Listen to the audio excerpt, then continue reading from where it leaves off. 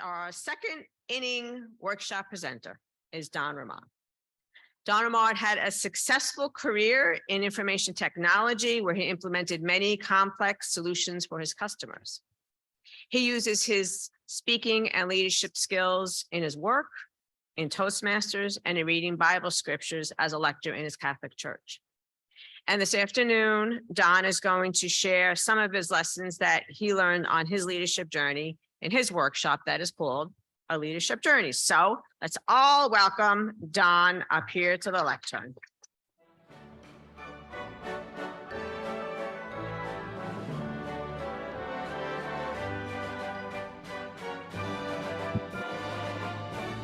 I don't like standing behind a lectern, so I'm going to try and move a little bit, but still stay within the camera.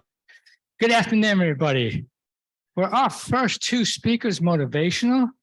Wow, I got a lot out of both of them. Thank you very much. I'm listening to Patricia and it's like, uh-oh, I copied some of her content without knowing. So welcome, and thank you very much, Denise. If you learn leadership skills, you'll become a better leader. But you'll also learn to become a better supporter of whoever the leader is. So I'm going to share with you, let me turn my clicker on. I'm going to share with you a bit about my own leadership journey. I spent a few years doing this. Like Patricia mentioned, you're going to make mistakes. You're going to learn from those mistakes and you're going to grow.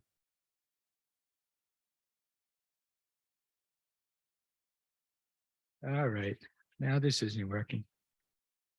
Here we go. This first picture is my home club, the Brookhaven Toastmasters Club. We are the easternmost club on Long Island. Just east of us is where the farms start. So many of you are from the city and all, we are far out. You're always welcome to visit. The second picture is of me competing in the evaluation contest at District 46. Marilyn's smiling because she's the one shaking my hand there. That afternoon, I stood in front of a room, probably 4 times bigger than this room. There were about 350 people in that room. And I tell you all now, and I tell people when I present, I could not have done that or what I do today, just 5 years earlier. I came to Toastmasters and I kept practicing and trying. A couple of months after that, I was leading a leadership training event, and a gentleman said to me, "Were you nervous?" I said, "You bet I was." My heart was pounding, but through experience, we build confidence. And that's what we're all about. My wonderful wife, Lorraine, and I enjoy hiking and drinking wine. Here we are in the Catskills and in Napa Valley. That other picture of is us on our sailboat. This summer, we lived on our sailboat for 2 months, and we did it last year too. We thankfully retired. We took our boat all the way up the US coast to the border of Canada. This summer, we went into Canada, crossed over Nova Scotia, went all the way to Halifax. An amazing adventure. I have a whole presentation just on how fun that was. Let me tell you a little more about me. I started my career in information technology. I was a computer programmer right out of college. Did many things over the years, many different roles, leading up to higher level architecture and team leadership roles, et cetera. Worked for a lot of different companies. In 2004, I joined Northrop Grumman Corporation as a systems engineer.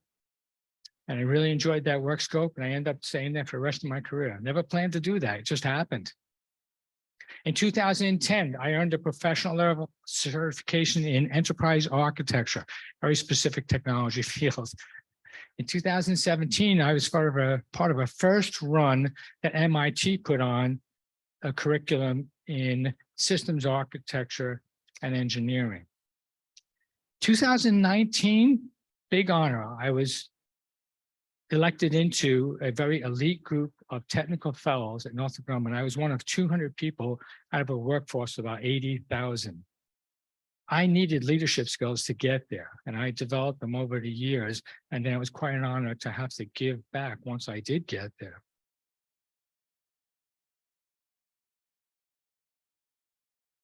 I'm not advancing.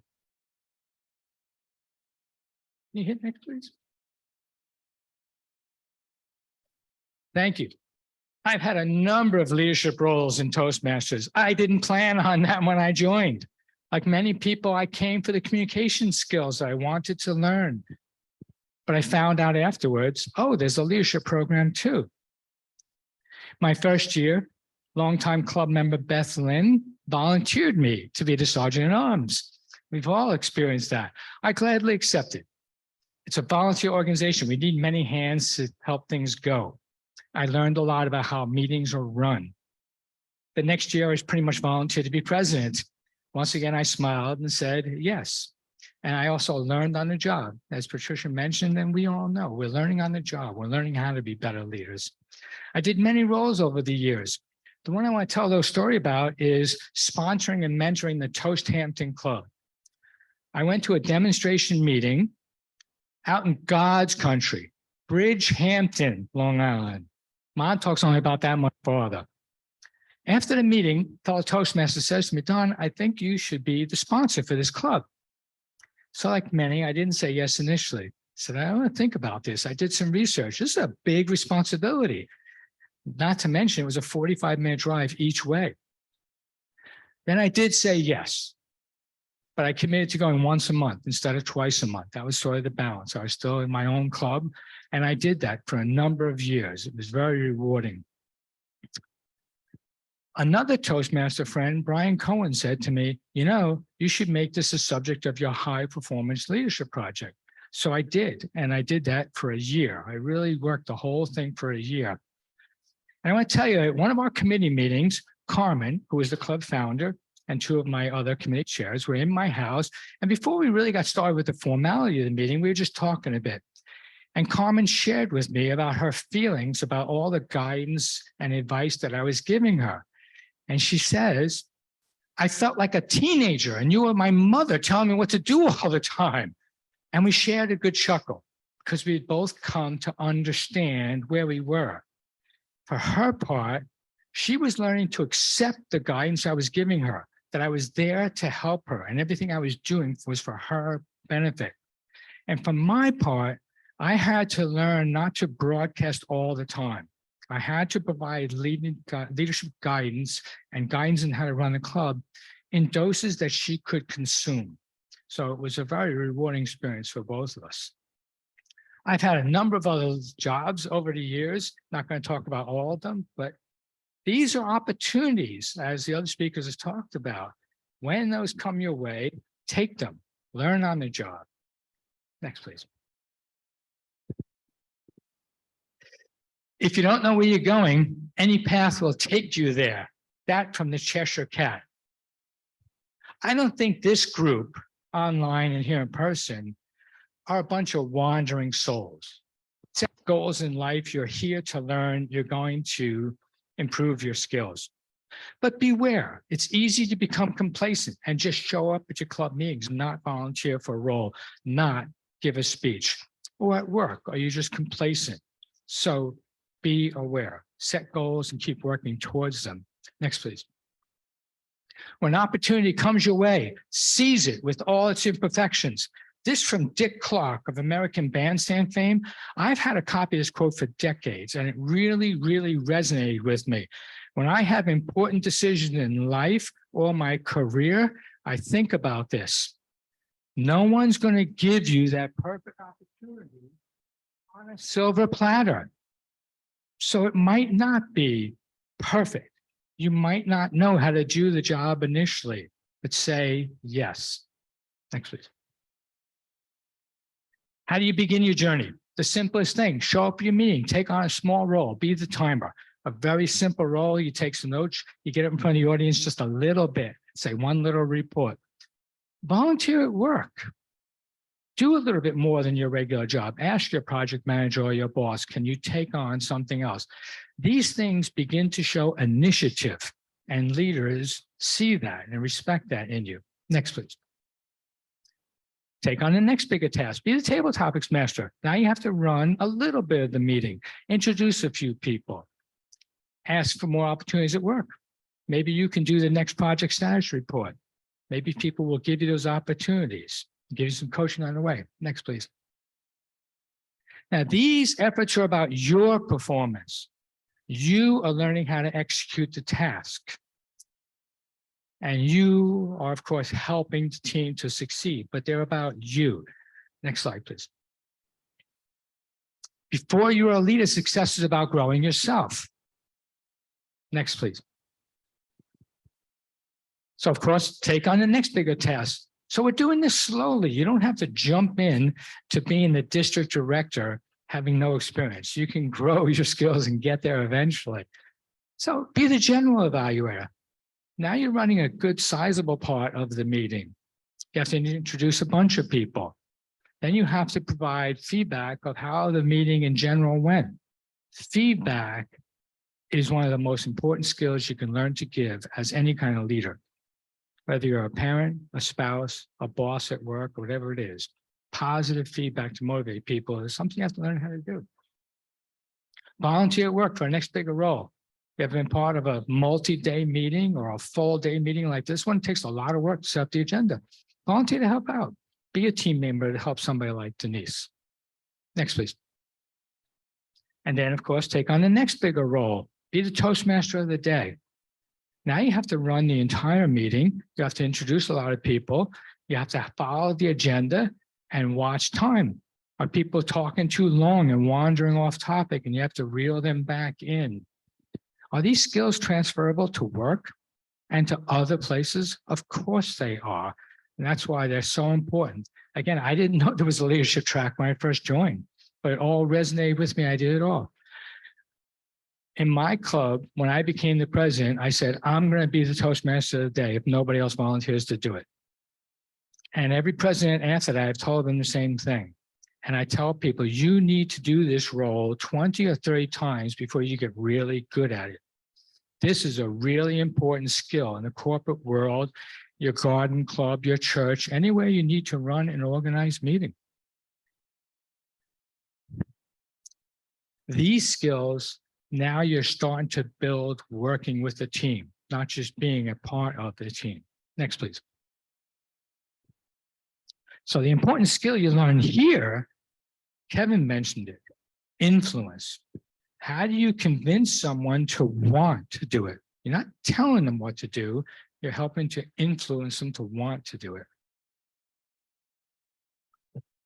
Next, please, Lillian. So as you get past these beginning stages and you're getting better, start challenging yourself. Sign up to be a club officer. Don't sign up to do it once. Sign up the next year for a different role. Learn the different leadership roles. Which ones resonates with you? Which one you're more comfortable doing? Which ones do you think you can transfer the skills out in life? Next, please. Volunteer to be that area director. People that I've spoken to have done this role say it's the most rewarding role at the district level. Now, I've never asked Lisa how she feels, but most people say at the district director level, it's an amazing thing. So do that. Look at the district level roles. They aren't all full year commitments. They aren't all big, big jobs. Some are. I volunteered today. When Denise reached out to me, I said, okay, I'll be a speaker. I didn't know I was going to be honored to be only one of 2 or 3. I was like, wow, I'm really humble about that. Look at the job Denise volunteered to do. But she's got a whole team helping her today. Some of them are visible right here working all the technology with us. But do you think she's learned skills that are transferable outside of Toastmaster? Yeah, I see everybody nodding their heads. Of course. So again, as Patricia said, and I'll say yes. Next slide, please.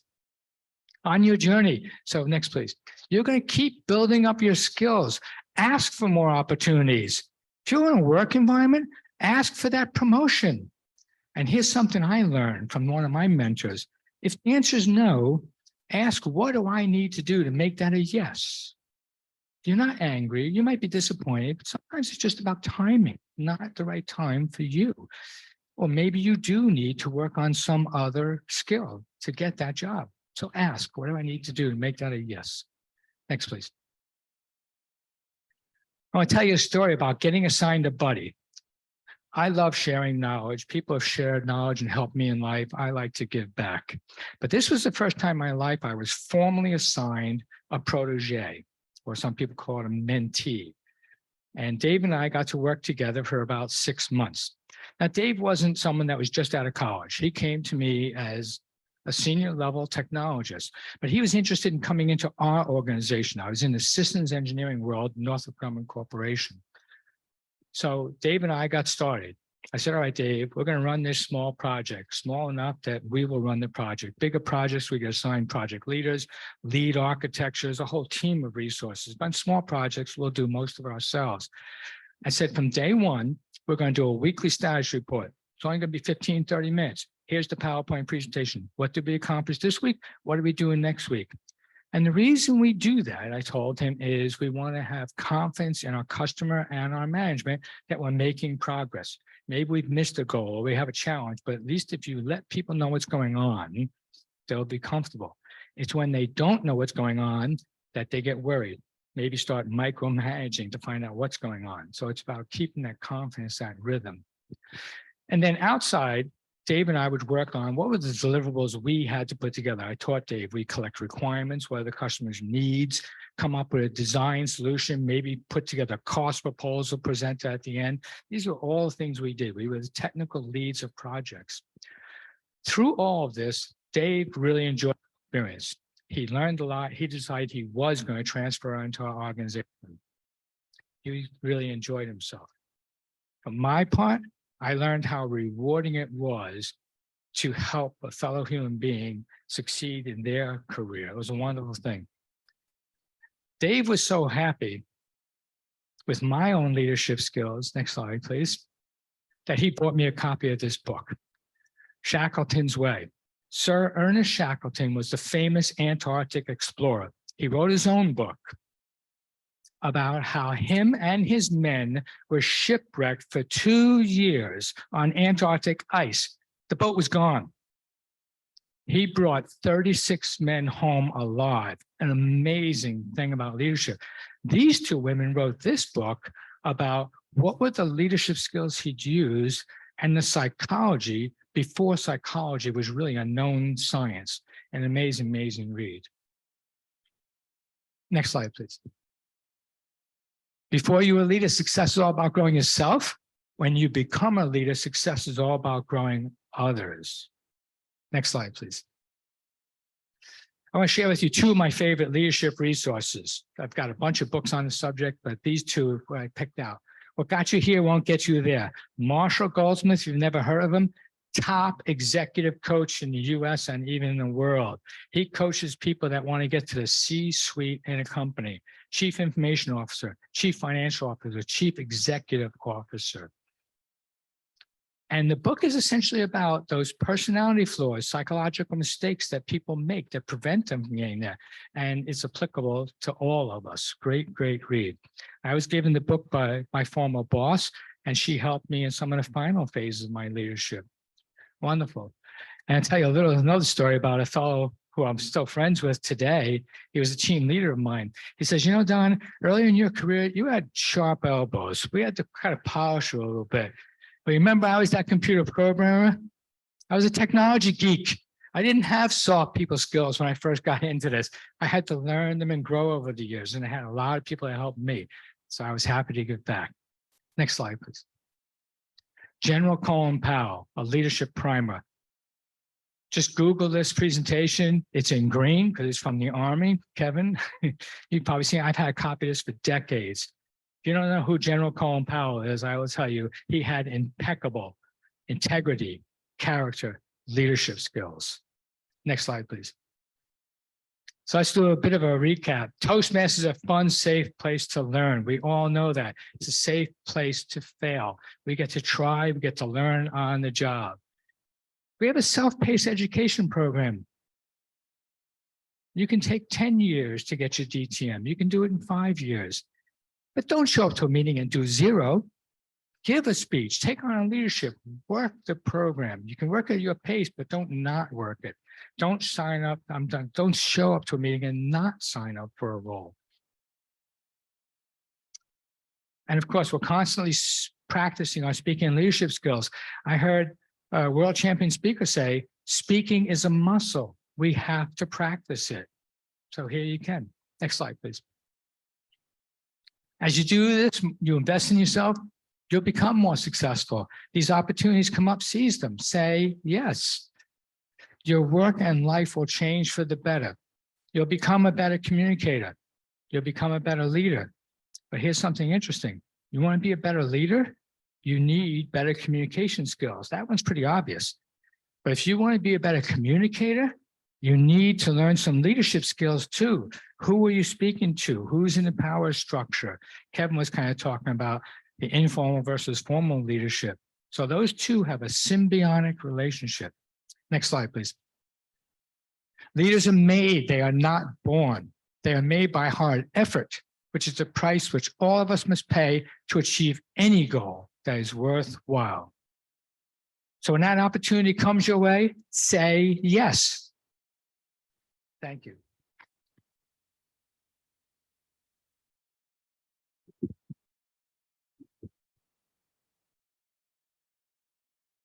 Podium, please.